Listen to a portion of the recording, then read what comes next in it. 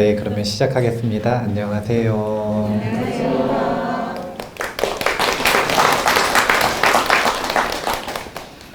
오늘은 향적사에서 5번째 금강경 법회를 하는 날입니다. 오늘은 열이실견분을 볼 거예요. 그래서 오늘의 주제는 수많은 철학의 공통주제 중에 하나인 나는 누구인가? 부처님은 뭐라고 답변하셨는지 한번 오늘 보시면 될 것 같고요. 그 중에서도 반야의 지혜로서 육체의 진실을 꿰뚫는 열이실견분의 내용을 오늘 한번 공부해 보도록 하겠습니다. 오늘의 내용은 요약을 하면 첫 번째는 윤회의 치료제 무아에 대한 내용을 1번으로 할 거고요. 2번으로는 금강경에 유명한 반야 공식이 있어요. 공식. 어떻게 반야를 활용할 것인가. 이것에 대한 반야 공식이 있는데 즉비심명이라고 하는 반야 공식을 2번째로 할 거고요. 시간이 허락된다면 이제 보시 중에서 무해보시, 목숨보시에 대한 내용이 금강경에 자주 나오는 이야기에 대한 내용도 한번 해보도록 하겠습니다. 일단은 제가 밖에서 들어보니까 지난주에 김장 잘했다고 이야기 하시는 것 같은데 김장을 1년에 한 번 해요. 게을러 가지고 이웃을 향한 봉사는 항상 자주 해야 되는데 그런데 아무래도 저희 절은 조금 더 사실은 공부하고 수행하고 하는데 초점을 맞추다 보니까 1년에 그래도 한두 번은 큰 행사들을 통해서 자비를 실천하는 기회를 꼭 가집니다. 그 이유가 무엇인가 라는 것부터 한번 시작을 해볼게요. 우리가 자비, 지혜, 그리고 서원 이 3가지가 자신의 삶을 완전히 바꾸기 위한 원동력이에요. 근데 역할들이 다 있어요. 그게 뭐냐면 자비는 마음의 토지를 개선한다 이렇게 표현을 해요. 자비를 실천하지 않으면 아무리 좋은 법의 종자를 받아들여도 그 종자가 발화를 하질 못해요.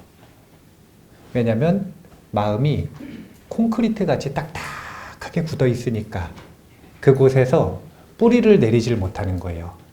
마음의 질을 좋게 만들려면 인색함을 다스리는 자비의 실천이 1번이다.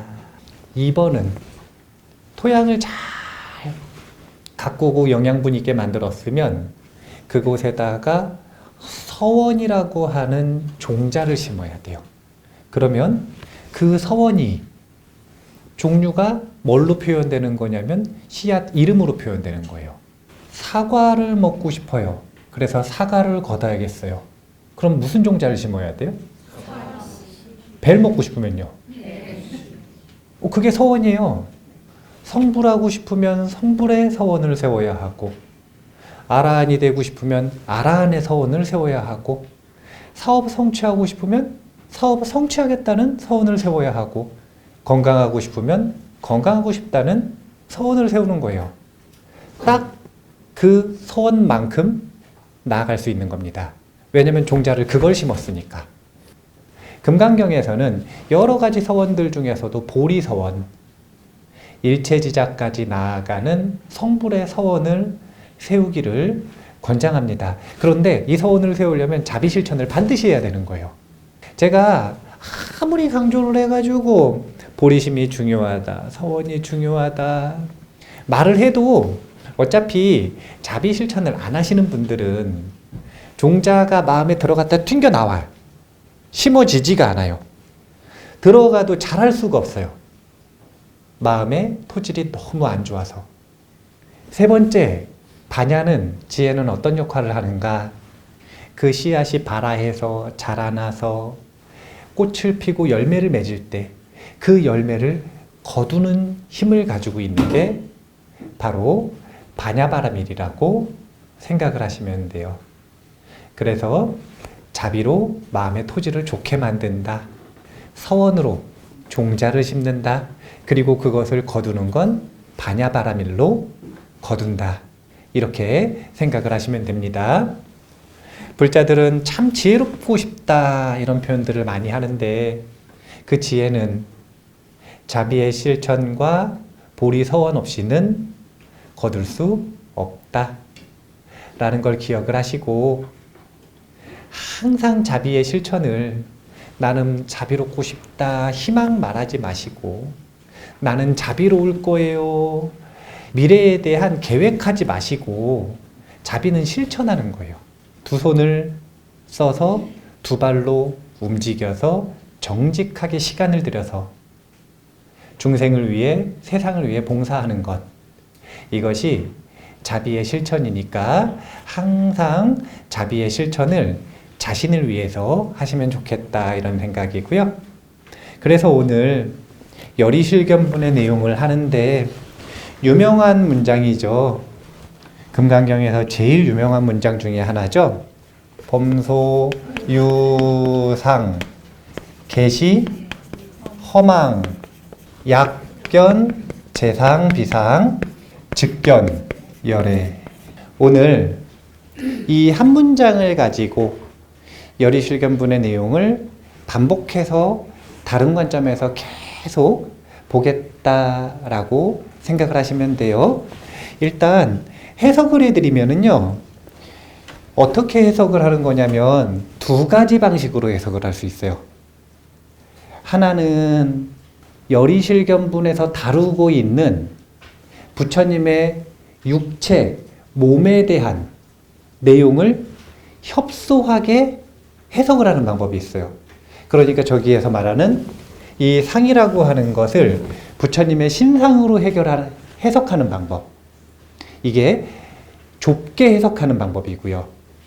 그것이 아니라 금강경을 넘어서서 불교 전반에서의 반야의 내용에 적용할 수 있는 광대한 내용으로 해석을 하는 방법이 있어요. 그러니까 일반적인 내용으로 해석을 하는 거죠. 두 가지가 다른데 아직 우리 부처님 몸에 대한 거 안 배웠으니까 먼저 일반적인 내용부터 생각을 해보자면 범소유상할 때 이 유라는 건 있다는 뜻이죠. 소는 보통 어떻게 새기냐면 바소자거든요. 그래서 있는 바, 무릇 있는 바 뭐가 있냐면 상이 있다 이거예요. 상이라고 하는 게 무엇인가? 짧게 간단하게 설명을 하겠습니다. 이거 보시면 뭔가요 이거? 전 선문답을 안 합니다. 자, 이건 뭔가요? 지금 분필 보고 계신다고 생각을 하시죠? 착각입니다. 뭘 보고 계시냐면 분필이라고 하는 것이 마음에 비친 심상을 보고 계세요. 이거는 이제 예전에는 되게 어려운 말이라고 생각을 했어요. 근데 이제 이런 말을 절대 어렵다고 생각하시면 안 돼. 왜냐하면 철학계에서 너무 당연한 상식이고 과학계에서도 이건 너무 당연한 상식이 돼버렸어요. 그래서 불교에서만 예전에 항상 이 이야기를 했는데 이제는 불교 외부에서는 너무 당연한 상식, 그냥 기본 상식으로 받아들이는 이제 인류의 철학 문화가 축적이 되어 있습니다. 우리는 절대 있는 그대로의 대상을 보지 못해요. 절대 보지 못합니다. 그게 인간 인식의 오류예요. 한계. 인간 인식의 한계. 그럼 뭘 보느냐? 이걸 대상으로 해서 보이는 마음을 보는 마음이 본다 이렇게 표현하는 거예요. 자, 제 목소리 듣고 계신가요? 착각이라니까. 들리는 마음을 듣는 마음이 듣는다. 이게 진실이에요. 우리는 이 대상을 경험을 못해요. 이걸 한번 마음에서 필터링해서 상을 만들어가지고 보이는 마음으로 만들어서 보고 들리는 마음으로 만들어서 듣고 만져지는 촉감으로 만들어서 느끼는 거예요. 그러니까 우리는 이 대상을 경험하기 위해 반드시 뭘 만들어야지만 경험을 할 수 있냐면 상을 만들어야 경험을 할 수 있다. 그런데 이게 도대체 뭐가 문제냐? 인식론의 관점에서 볼 때, 자, 이거는 지금 무슨 색깔이에요? 전부 다 다른 색이라고 생각하셨습니다. 그럼 누가 의견이 맞는 건가요? 한 명이 맞다면 나머지는 다 틀린 거잖아요. 아무도 맞지 않는 거예요. 보이는 것과 내가 이것을 인식한 상간에는 분명한 차이가 있는데 그것을 사람들은 진실이라고 착각하는 거예요. 이걸 어리석음이라고 합니다. 그래서 일반적으로 인식론의 관점에서 볼 때 범소유상이라고 하는 건 이 상은 인식된 상, 이렇게 새기면 됩니다. 마음에 인식된 상. 우리가 분필이라고 생각해서 보이는 그 마음, 경험되는 그 마음은 진실이 아니라 허망하다는 거예요. 허망하다는 게 무슨 뜻이냐면 없다가 아니라 이 있는 그대로의 대상과 다르다는 거예요. 우리는 지금 이 있는 그대로의 대상을 경험하지 못한다는 거예요. 그런데 사실은 나만이 아니라 모두 다 각자 자기가 보고 있는 걸 진실이라고 착각하고 있는 거예요. 여기서 항상 다툼이 생기는 겁니다. 여기서 항상 불안이 생기고 여기서 항상 탐욕이 생기고 여기서 항상 다툼이 생기는 거예요. 그래서 부처님은 제발 좀 알아라. 당신이 보고 있는 것은 허망하다. 이게 허무하다라고 자꾸 해석을 하시면 안 돼요. 그런 감정적인 해석이 아니라 내가 보고 있는 이 대상은 진실과 다르다라는 이야기를 하는 거예요. 이걸 전제로 할 때 반야바라밀로 나아갈 수 있다라고 해서 지금 이 삭구계가 금강경에서 가장 중요한 삭구계가 되는 겁니다. 금강경 전반을 전부 아우르는 가장 중요한 삭구계. 그러니까 무릇 우리가 있는 바 상이라고 생각하는 그것들 있죠. 그것들은 전부 다 진실이 뭐였냐면 허망하다. 진실이 아니었다. 그러면 어떻게 하면 열애를 보는가? 여기서 열애는 부처님을 말하는 게 아니라 뭘 말하는 거냐면 있는 그대로의 대상을 말하는 겁니다. 그래서 열애의 특징이 여실지인데, 여실지 이런 말 들어보셨어요? 그게 뭐냐면은 있는 그대로의 실제를 본다는 뜻이에요. 즉견 열애할 때 이 열애는 있는 그대로의 진리를 보는 걸 얘기를 하는 건데, 있는 그대로의 진리는 어떻게 해야 볼 수 있느냐? 첫 번째, 자신이 보고 있는 상의 허망함을 안다. 그것을 전제로 어떻게 하냐면 약견 재상 비상, 모든 상이 상 아님을 전제로 그 대상을 본다면, 다시 본다면, 우리 왜 얼 빠지면 어떻게 되는지 샹카라 키타 본인의 삼촌 아라한 스님 부채질을 하다가 스승의 머리를 내리치는 걸 보셨죠? 얼 빠지면 어떻게 되느냐? 사람이 얼 빠지죠. 눈이 멀어버려요. 그러니까 본인의 자각이 사라졌을 때도 이 사람은 눈이 먼 것 같고, 두 번째, 본인이 진실이라고 하는 걸 굳게 믿고 있는 상태. 이 상태도 마찬가지로 눈이 멀어버려요. 사람들이 정말 많이 고정관념에 사로잡혀가지고 실수를 하지 않습니까? 절대로 자신의 생각을 믿지 마세요. 제가 그냥 딱 정해드릴게요. 이 금강경 강의를 할 때마다 하고 나면 꼭 그런 걸 물어봐요. 스님, 그렇게 인식에 오류가 있다면 뭘 믿고 뭘 믿지 않아야 됩니까? 이거 어떻게 구분합니까? 질문을 하시거든요. 그럼 제가 뭐라고 하냐면은 그냥 다 믿지 말라 그래요. 다 믿지 만다라고 하는 게 무슨 뜻이냐? 다 의심하라는 게 아니라 자신이 보고 있는 것을 허망하니까 그것이 진실이 아니라고 하는 것을 전제로 다시 관찰한다는 거예요. 그것이 진실이 아니라고 하는 무상의 진리를 바탕으로 사로잡히지 않은 무주의 깨어있는 마음으로 그 대상을 관찰하면 어디에 다가가냐면 진실에 다가간다.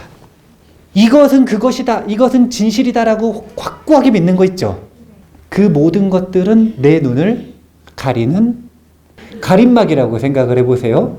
그러면 이 가림막을 벗기고 이렇게 있는 그대로의 진실을 보려면 이 가림막이 가짜다, 내 눈을 가리고 있다라고 하는 걸 알아야 될 거 아니에요. 그게 뭐냐면 계시 허망. 그래서 허망하니까 이걸 벗겨놓고 다시 본다? 이게 뭐냐면 약견 재상 비상. 그러면 어떻게 되냐면 곧바로 열애를 보는 게 아니라 이제 비로소 열애를 보기 시작한다. 그래서 여기서는 즉견, 그러니까 해석을 하기를 또 어떻게 되냐면, 그러면 약견재상 하면은 그러면 그 즉시 부처님을 본다. 자꾸 이렇게 해석을 한단 말이에요. 근데 그게 아니라 인식론의 관점에서 볼 때는 이 눈에 가려져 있는 걸 거짓이라는 거라서 치우고서 대상을 보면 이제 있는 그대로의 대상을 보기 시작한다. 그래서 수행의 철저한 지침이라고 생각을 하시면 되는 거예요. 반야 수행을 도대체 어떻게 하느냐? 1번, 자신이 결론 내리고 있는 고정관념을 믿지 말아라. 두 번째, 그 믿지 않는 마음을 바탕으로 다시 관찰하라. 그러면 진실에 다가갈 것이다. 즉견열애. 이것이 금강경에서 이야기하는 반야바라밀의 사구계의 수행 방법론입니다. 첫 번째, 자신의 결론을 믿지 마세요. 두 번째, 그걸 바탕으로 가만히 있으시면 안 돼. 어떻게 해야 되냐면 다시 관찰해야 돼요. 그러면 진실에 다가갈 것이다. 열의실견분의 사구계를 가장 일반적으로 해석하는 방식입니다. 자, 그러면 자신의 눈을 믿지 말아라. 여기서부터 한번 다시 이야기를 시작해 보겠습니다.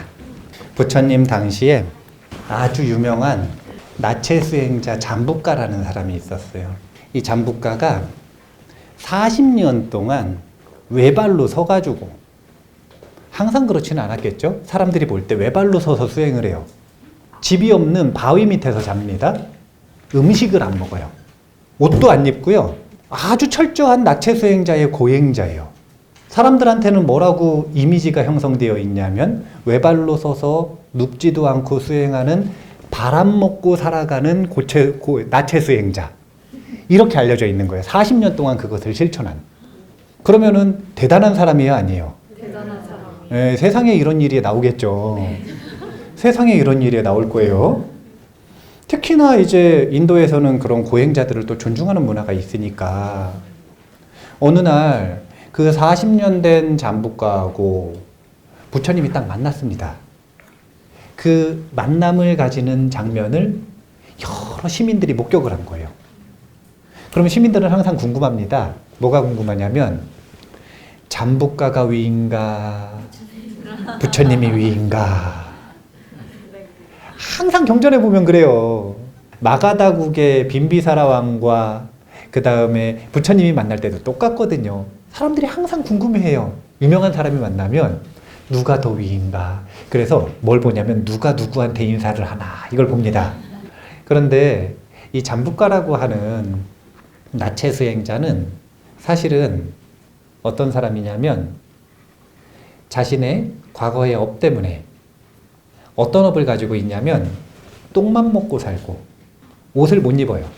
그리고 항상 야자나무로 머리카락을 다 뽑는, 그래서 어쩔 수 없이 고행을 하는 이런 업을 가지고 있는 나체 수행자가 바로 잠부가였어요. 이제 이 잠부가에 대해서 경전에서 이렇게 묘사를 합니다. 공중 변소 밑에서 사는데, 왜 공중 변소 밑에서 살까요? 똥 먹으려고. 공중 변소는 평평한 바위의 움푹 들어간 곳을 이용해서 만들어진 상당히 큰 구덩이였다. 아지와가들이 잠부가를 추방했을 때 그는 밤에 공중변소에 와서 똥을 먹었다. 사람들이 똥을 눌어오면 그는 한 손으로 바위에 대고 기대어 한쪽 발을 무릎 위에 얹고 입을 크게 벌리고 바람이 불어오는 방향으로 서 있었다. 근데 이제 그 모습을 처음 본 사람이 왜 그러고 있냐고 물어보니까 사실은 바람 부는 방향으로 똥이 날아오니까 거기다가 입을 벌리고 있는 건데, 사람들이 왔는데 난 똥 먹으려고 그런다고 할 수가 없잖아요. 그러니까 처음에 뭐라 그런 거냐면 저는 바람을 먹고 사는 사람입니다. 저는 절대로 음식을 먹지 않습니다. 먹지 않는 게 아니라 못 먹는 거예요. 왜냐하면 취향이 달라. 편식을 하는 거예요. 편식. 쉽게 얘기하면 똥 말고는 나머지가 맛이 없는 거예요. 과거의 업 때문에. 그래서 태어나자마자 엄마 분유도 못 먹고 아무것도 못 먹고 똥만 먹는 거예요, 얘가. 그래서 결국은 나체 수행자로 출가를 시킨 건데, 또 사람들이 묻습니다. 발은 왜 들고 있냐고. 그러니까 저는 지독한 고행을 하고 있는 중입니다. 제가 두 발로 걸으면 지진이 일어날 겁니다. 그래서 한쪽 발을 무릎에 얹고 서 있는 것입니다. 저는 밤낮으로 이와 같이 서서 살아갑니다. 결코 앉거나 눕지 않습니다. 거짓말은 아니에요. 정말로 그렇게 살아요. 그런데 그 이유가 고행 때문은 아니라고 하는 게 중요한 겁니다. 그런데 사람들은 이렇게 고행을 하는 사람을 보니까 어떻게 반응을 하냐면, 와, 이 얼마나 놀라운 고행자인가. 이런 훌륭한 고행자를 전에는 본 적이 없다. 존자님, 우리를 어여삐 여기셔서 제발 공양을 받아주시기 바랍니다. 당신 같은 엄격한 고행자가 우리의 음식을 받아주신다면 세세생생 복덕과 행복을 가져다 줄 것입니다 하면서 스승으로 모시고 계속 그 고행자를 섬기면서 살아가는 거예요. 그것이 40년이 지난 상태에서 부처님과 만나는 겁니다. 자, 그러면 고정관념이 형성됐을까요? 안 됐을까요? 이미 그 지역 그리고 명성이 퍼져나간 그 아우르는 지역에서는 이 잠부가는 이미 깨달은 사람으로, 쉽게 말하면 브랜드가 형성이 되어 있는 거예요. 사람들이 잠부가 그러면 뭐라고 생각하는 거냐면 엄격한 고행자, 위대한 수행자, 깨달은 자. 자, 이런 걸 뭐라고 한다고요? 고정관념. 절대로 고정관념을 믿지 말아라. 제가 좀 극단적인 예화를 든 거예요. 잘못된 브랜드, 잘못된 고정관념의 예를 들었지만 올바른 생각이라 하더라도 그것은 고정관념이에요. 그리고 그런 것을 진리에 대한 상, 법상이라고 합니다. 올바른 내용을 담고 있는 상조차도 허망한데, 만약에 정말 말도 안 되는 거짓을 바탕으로 한 고정관념이라면 그것은 말할 것도 없는 거죠. 인도에서만 그런 게 아니라 우리나라도 보면 외모지상주의는 중생을 지배하는 강력한 고정관념이라고 해야 될까요? 외모지상주의는 어디에나 있는 것 같아요. 불교에는 외모지상주의가 있을까요? 없을까요? 있습니다. 있어요? 예. 네. 얼마나 심하냐면요, 부처님께서 한탄을 하신다니까요. 뭐라 그러시냐면 부처님께서 이렇게 말씀을 하십니다.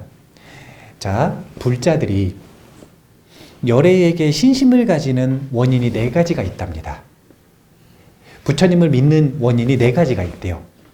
첫 번째는 외모에 반해서 믿는 게 1번. 그러니까 지금 우리는 석가모니 부처님 직접 보셨어요? 안 보셨어요? 못 보셨죠? 근데 엄청 잘생기셨대. 그리고 그때 당시에 진짜 인도 스승계의, 인도 철학계의, 인도 종교계의 아이돌이거든요. 아이돌. BTS 완전 BTS예요, 정말로.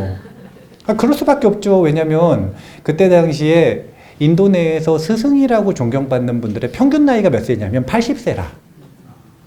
근데 35세에 해당되는 청년이 엄청 잘생긴 왕족이 남들이 전부 다 붓다라는 말을 쓰지 못할 때, 그 누구도 본인이 성불했고 완전한 깨달음을 얻었다라는 표현을 아무도 못할 때 35세 청년이 본인을 붓다라고 하면서 사상계에 출연을 한 겁니다. 사실은 지금에 와서는 세계 종교지만 그때 당시에는 인도 내에서 정말 말도 안 되는 신흥 종교예요. 지금의 원빈입니다.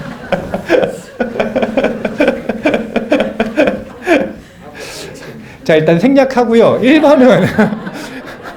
1번은 외모에 반해서 아이도 놀잖아요. 네, 두 번째 원인은 열애의 목소리에 반해서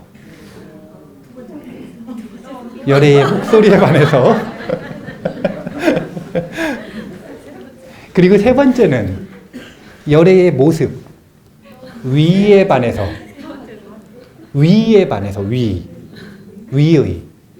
그 사람의 태도와 자세, 그리고 일상에서의 삶, 이런 위에 반해서 그 다음 네 번째가 뭐냐면 부처님께서 말씀하시는 가르침에 담고 있는 진리에 반해서, 그러니까 1번 외모, 2번 목소리, 3번 위의, 4번 진리. 자, 뭐에 반한 사람이 가장 많을까요?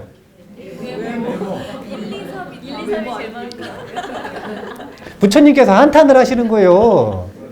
뭐라고 한탄을 하시냐면, 가르침 때문에 나를 믿는 사람이 많은 것은 정말 올바른 일이지만 안타깝게도 가르침 때문에 나를 믿는 사람은 가장 적다. 내 모습을 보고 나를 믿는 사람이 가장 많다 이거예요.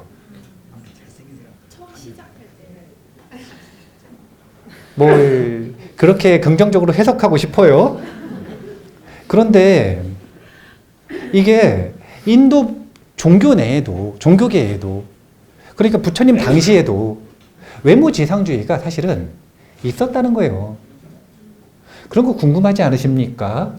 왜 우리 보면은 불상을 제작을 할 때 보면 불보살님들을 딱 제작을 하고 탱화를 모실 때 보면 엄청 화려하게 하셨잖아요. 어떻게 저렇게 화려하게 하셨을까?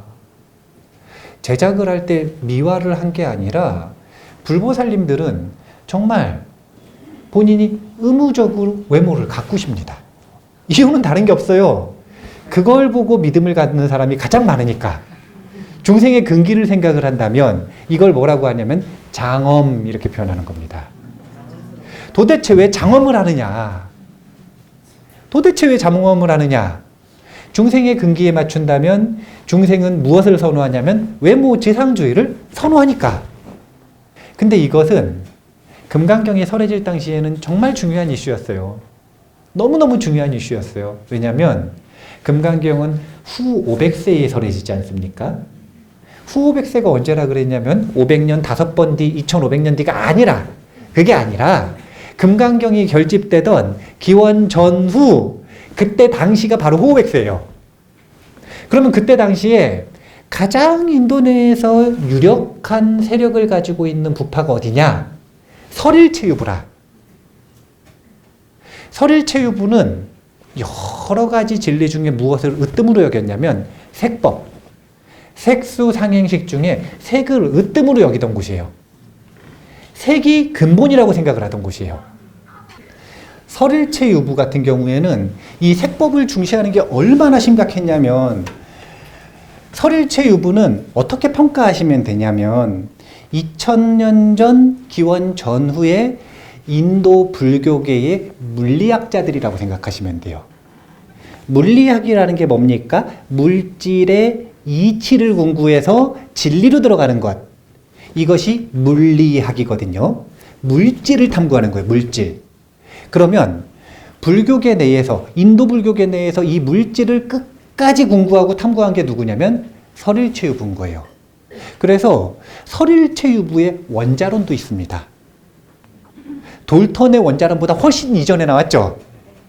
설일체유부는 원자론이 있어요. 물질이 쪼개고 가장 작게 쪼개면 극미가 되는데, 이 극미가 도대체 어떻게 생겼을까? 육각형으로 생겼을까? 사각형으로 생겼을까? 그걸 현미경으로 볼 수가 없으니까 그때 당시에는 어떻게 한 거냐면 선정을 닦아가지고 마음의 현미경, 삼매를 아주 강력하게 만들어서 신통으로 물질의 근본을 보는 겁니다. 그래서 학자들이 막 연구를 해요. 육각형으로 되어 있어야 서로 잘 붙을 수 있고 공간이 없고 그래서 물질이 형성되고 이런 걸 막 머리로 논리적으로 막 따집니다. 그러면 누구한테 가서 검사를 받는 거냐면 전문 수행자들, 신통 있는 분들한테 가가지고 검사를 받는 거예요. 저희가 고민을 해보니까 논리적으로 이런데 삼매에 들어가서 확인 좀 해주십시오. 그럼 삼매에 들어가가지고 그 의견이 맞다. 이렇게 얘기해 주시면 그 학파의 학설이 되는 겁니다. 그런 식으로 해가지고 마치 우리가 수학적으로 이론을 만들어서 실험으로 증명을 하듯이 설일체유부는 어떻게 했냐면 연역적인 논리적인 사고로 이론을 만들고 삼매에 들어가서 신통이 있는 분들에게 검증을 받는 방식으로 연구를 지속했던 거예요. 물리학을. 그래서 이 사람들은 모든 법의 근본은 뭐라고 생각을 했냐면 물질이라고 생각을 했어요. 되게 지금 와서 생각하면 이상한 말인데 안타깝게도 설일체유부는 약 700년, 800년 동안 인도 불교 전반을 리드했던 사상계의 리더입니다. 인도 불교가 기원 후에 약 700년 동안 이런 사상에 아주 강력하게 동의하고 있었다라는 거예요. 대중들은.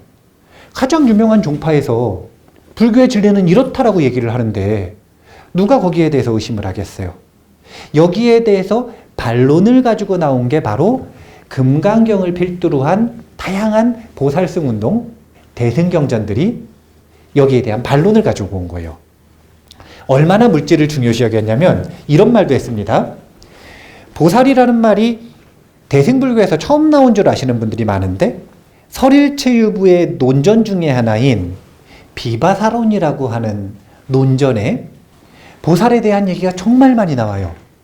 그런데 그 비바사론에 설일체유부들이 중요시 여기는 이 물질을 얼마나 중요시 여기는지가 나오는 부분이 있어요. 왜 우리 지난 시간에 보리심 이야기할 때 원보리심을 일으키면 그리고 그 원보리심을 실천하는 행보리심을 잘 실천하면 성불에 이르를 수 있다 제가 이렇게 말하지 않았습니까? 그래서 원보리심을 일으켜서 성불하고 싶으신가요? 라고 제가 질문했었죠. 그러니까 다들 성불하고 싶다라고 하는 답변을 하면 성불할 수 있다고 했더니 다들 성불하고 싶다고 얘기하셨잖아요. 예, 그럼 이제 진실을 조금씩 알려드릴게요.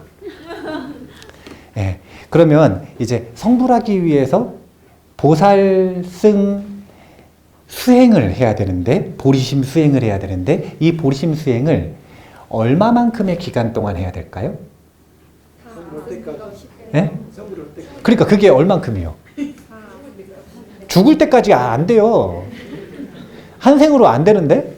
겉껍생도 아니고 이렇게 초기 불교에선 정의하고 있습니다. 사 아승직업 플러스 10대겁. 자, 여기서 말하는 대겁이라고 하는 건 이 우주가 한번 성주괴공하는 시기예요. 이 우주가 한번 태어났다가 이 우주가 사라지는 그 시기를 하나의 대겁이라고 합니다. 그런데 이런 대겁이 아승지라고 하는 건 무한하다는 뜻이에요. 우주가 무한하게 생겼다 사라지는 아승직업을 4번 거치고 10대겁을 보너스로 해야 되는데 이게 뭐냐면 성불에 필요한 최소 시간이에요. 묘법연화경을 딱 읽어보잖아요. 부처님이 약간 좀 이렇게 뭐라 그럴까 내가 엄청 빨리 성불한 케이스다라고 약간 자랑하시는 부분이 있어요. 근데 거기에 보면은 10만억 부처님, 100만억 부처님 이런 단위의 부처님 전에서 나는 묘법연화경만 아주 열심히 수행했기 때문에 나는 이렇게 빨리 성불할 수 있었다. 그러니까 부처님을 몇 분 만나셨냐면 100만억 부처님, 10만억 부처님, 1000만억 부처님 지나가시는 동안 묘법연화경만 수행하셨대요. 그래서 본인은 성불할 수 있었는데 본인은 여러 부처님들 중에 가장 빨리 성불한 케이스래요. 그 시간이 뭐냐면 사아등직업 10대겁인 거예요. 이게 최소 시간입니다. 그러니까 여기 계시는 분들이 약간 지금 저하고 약속을 하셨어요. 제가 계약서를 다시 읽어드리는 거예요. 제가 그때도 주의사항도 얘기해드렸거든요. 왜냐면은 성불을 하고 싶다라고 마음을 먹으시면 성불을 할 수는 있지만 거기에 수보리 존자가 대표로 묻는 질문이 있지 않습니까?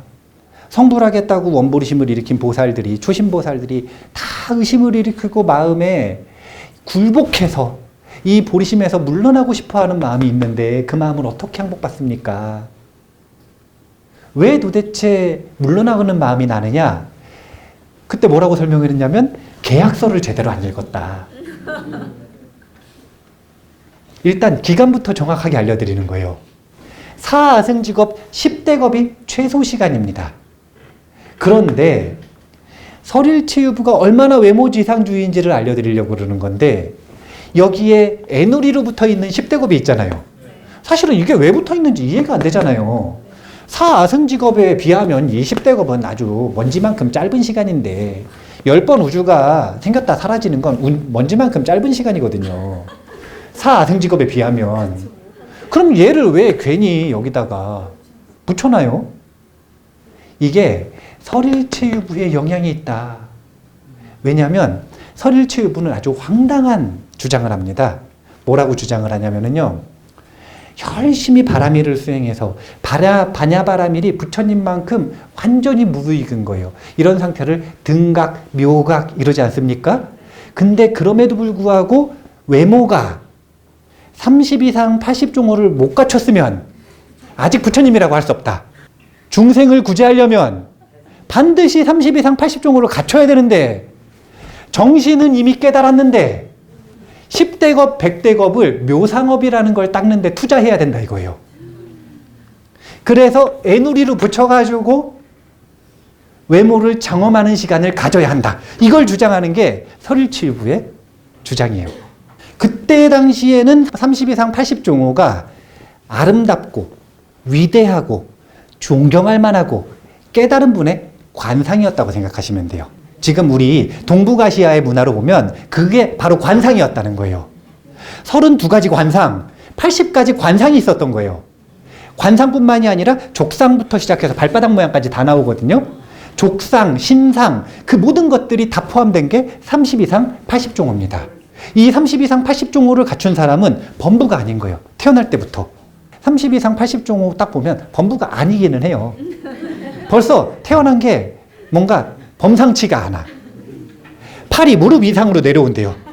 팔이 얼마나 긴지.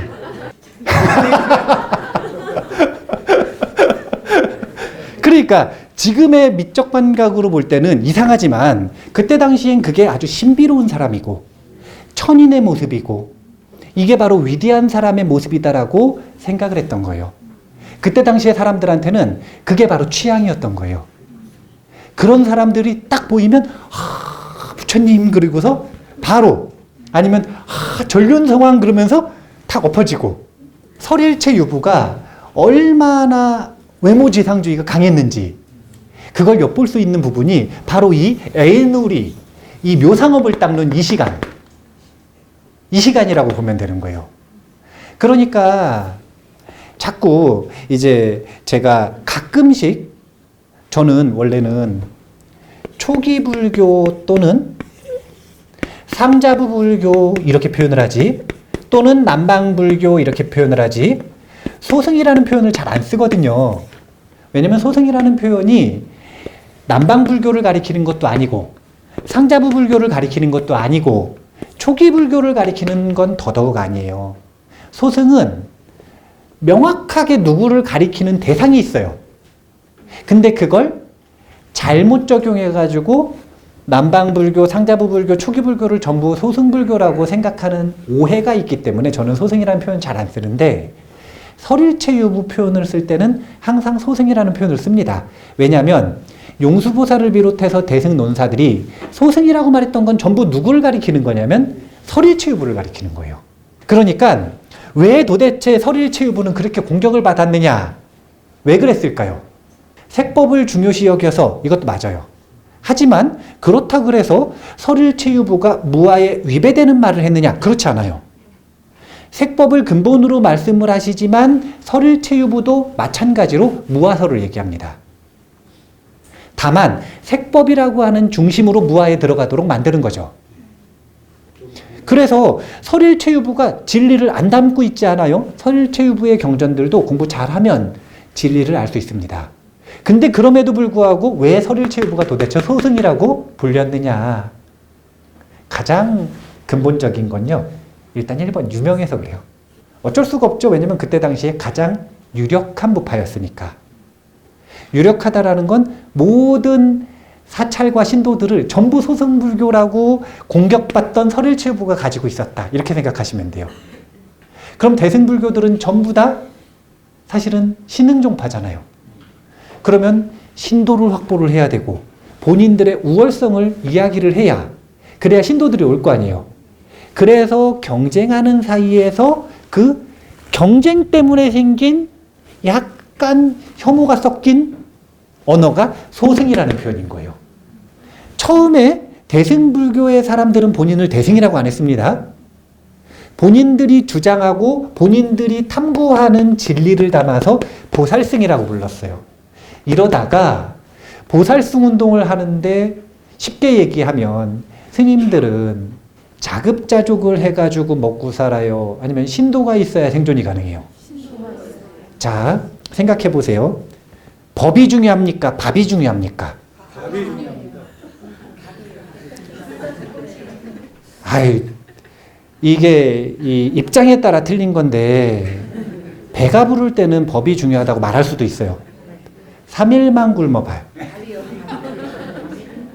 그럼 밥이 중요한 거거든요. 보살승 운동 본인들을 보살승이라고 부를 때는 법이 중요했던 거예요? 밥이 중요했던 거예요? 법이 중요하니까 법을 전반으로 내세운 거예요. 그런데 이 세력 경쟁에서 부파불교를 도대체 이길 수가 없거든요. 그러니까 이 경쟁 구도에서 여기를 소승이라고 말하기 시작을 하고 본인들을 대승이라고 말하기 시작한 건 아무리 훌륭한 법을 가지고 있어도 못 먹고 살면 일단 본인들의 우월성을 주장할 수밖에 없었던 거예요. 근데 그것을 그러니까 이것은 일시적인 사실은 홍보문구라고 생각을 하시면 되는 건데 그것을 후대에 그대로 받아들여서 대승소승으로 사실은 쉽게 말하면 약간 갈라치기를 좀 하는 거예요. 보살승과 상자부라고 표현을 해야 돼요. 또는 보살승과 부파불교라고 표현을 해요. 그게 맞는 표현이에요. 다시 얘기를 해볼게요. 설일체유부는 이런 특징을 가지고 있었다 이거예요.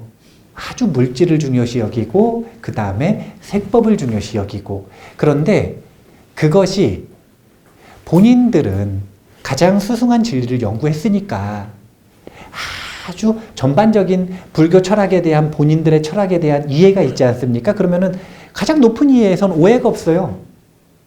그런데 처음 접하는 사람들은 어떻게 생각하냐면 외모가 최고라더라. 물질은 있다더라.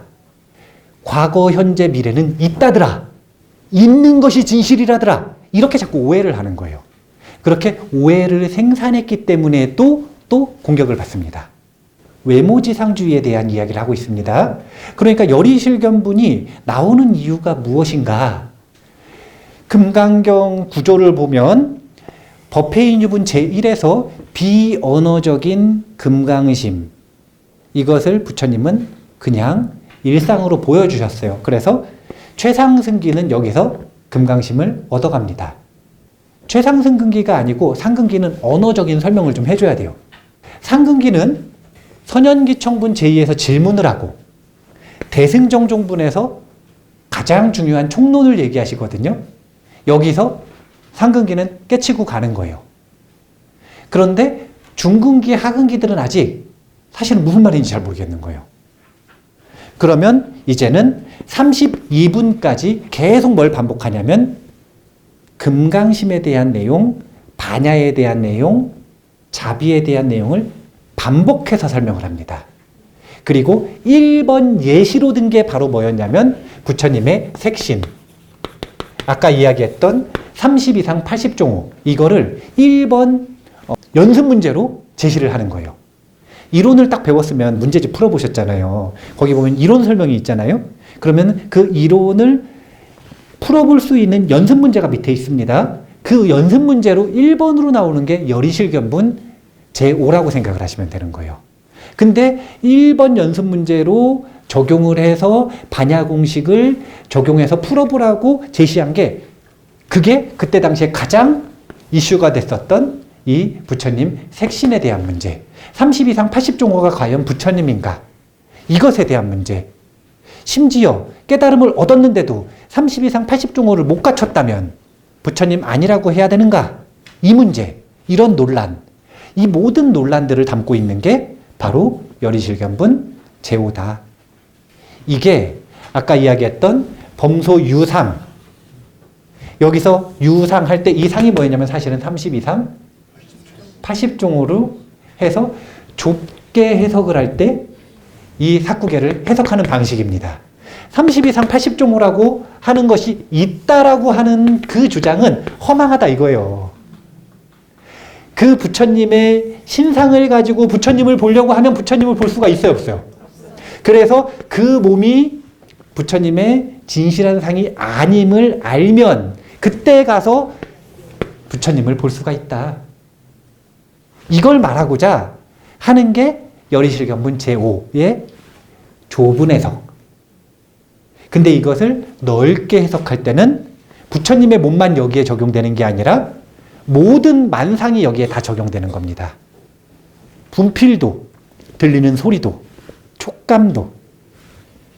저는 촉감이 도대체 이해가 안 됐어요. 생각을 해보세요. 여기 이렇게 누르면 이게 지금 여기 있잖아요. 딱딱하잖아요. 이렇게. 근데 이게 도대체 어떻게 허망해요? 이런 거에 이해가 되세요? 저는 이게 이해가 안 돼가지고 설일체유부가 물리학자들이니까 물리학자들 뭐라고 설명을 했나 이제 막 찾아보고 그랬는데 불교 논정 가지고는 이해가 안 되더라고요. 그래가지고 이 양자물리학부터 시작해서 신과학들을 다 찾아봤더니 알겠어요. 이 책상은 벼 있거든요. 98% 이상이 벼 있어요. 허공이에요. 그런데 왜 통과를 못할까요? 예, 밀어내는 힘 때문에 그래요. 청력. 얘와 얘가 서로 밀어내는 힘을 가지고 있기 때문에 이걸 통과하지 못하는 거예요. 그래서 사실은 이게 실제 해가지고 통과를 못하는 게 아니라 얘하고 얘는 마치 자석이 N극과 N극 부딪히면 밀어내듯이 얘하고 얘는 밀어내는 성질이 있어서 여기를 통과를 못하는 거고 여긴 통과하는 거예요. 이게 물리학적인 진실이거든요. 근데 우리의 인지는 여기 밀어내지 못하고 통과를 못하니까 있다라고 생각하잖아요. 촉감으로도 있죠. 눈으로 봐도 있죠. 소리도 있죠. 혓바닥으로 맛보면 맛도 있어.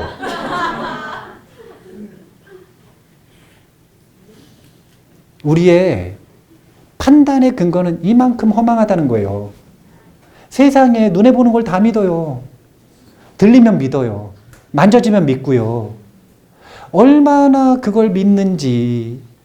제가 탁구를 딱 치러 갔는데 오랜만에 이제 만난 고수님이 있어요. 고수님. 예, 제가 아주 못 칠 때부터 고수님이 저를 쳐주시던 고수님. 본인이 탁구장에서 만났는데 본인이 불자래요. 그래 본인이 공덕을 짓고 싶다고 스님한테 제가 고수를 만들어 드리겠다고 만나면은 항상 3시간씩 쳐주던 분이 있어요. 대단한 분이죠. 진짜 못 치는 사람이랑 스님이라고 맨날 그 못 치는 사람이랑 시간 보시를 해주시면서 쳐주신 분인데 이번에도 가가지고 또 한 2시간을 쳤어요. 이제 제가 좀 잘 치게 됐어요. 이제는. 근데 이 운동 딱 끝나고 걱정이 있으시더라고. 그래서 저한테 물어보시더라고요.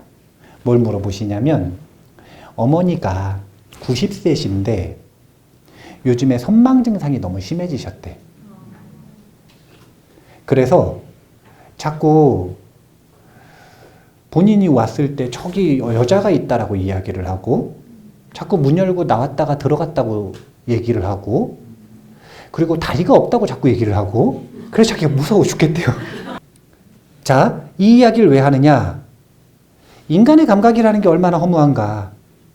혈관이 하나 막혔다고 아무도 보이지 않는 것이 실제한다고 보이고 들리고 느껴져요. 그리고 실제처럼 본인은 생각이 되고요. 판단이 되고요. 이게 바로 인간의 감각기관의 허무함이에요. 제가 이야기하지 않았습니까? 있다라고 믿는 것들 자신의 결론을 절대로 믿지 말아라. 감각도 허무하고요. 허망한 거고요. 감정은 더 허망한 거고요. 그리고 있는 그대로의 진실을 보지 못하는 이성도 고정관념에 사로잡히는 순간 어리석은 오해를 붙잡게 되는 겁니다. 그래서 본인이 이성을 바탕으로 생각을 했든 감각을 바탕으로 생각을 했든 감정을 바탕으로 생각을 했든 절대 본인의 고정관념을 믿지 말라. 그래서 금강경에서 반야에 대한 이야기를 할 때 다음 시간에 제가 반야 공식부터 시작을 할 거예요. 반야 공식 아주 유명한 구절이거든요. 그게 뭐냐면 즉비시명이라는 공식이에요. 즉비시명. 즉비공식이라고도 하는데, 근데 이 즉비시명의 공식은 우리가 일반적으로 하는 언어로 표현할 때 뭐라고 표현을 해야 되는 거냐면 절대로 결론 내리시면 안 돼요. 절대로 결론 내리지 말라. 이게 즉비의 의미가 된다. 그러면 결론 내리지 말고 계속 몰라요 이래야 되느냐? 그게 아니에요. 결론이 없지만, 고정된 결론은 없지만 임시로 이 순간에는 이것이다 라고 가설로서, 가결로서, 임시적인 결론으로서 이름을 붙여서 내리는 걸 시명이라고 표현하는 거예요. 그래서 즉비시명이라는 공식은 지혜를 만드는 공식이다. 지혜로운 태도를 훈련시키는 공식이다. 금강경에서 말하는 반야바라미를 연습하는 공식이다. 라고 하는 걸 두 번째 시간에 예고로 말씀을 드리고, 첫 번째 시간은 뭘 했던 거냐면 절대로 자신의 감각과 생각과 감정을 믿지 말라. 근데 제가 이 이야기를 10년이 넘게 얘기를 했는데 아무도 믿지 않는 분이 없더라고요.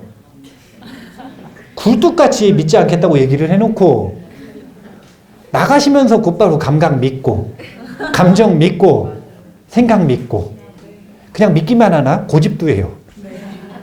남하고 또 싸워. 그래서 자주 들어야 되는 것 같아요. 네, 그래서 자주 들어야 되는 것 같아요. 자, 그러면 다음 시간에 반야 공식, 즉비시명부터 다시 하도록 하겠습니다. 감사합니다.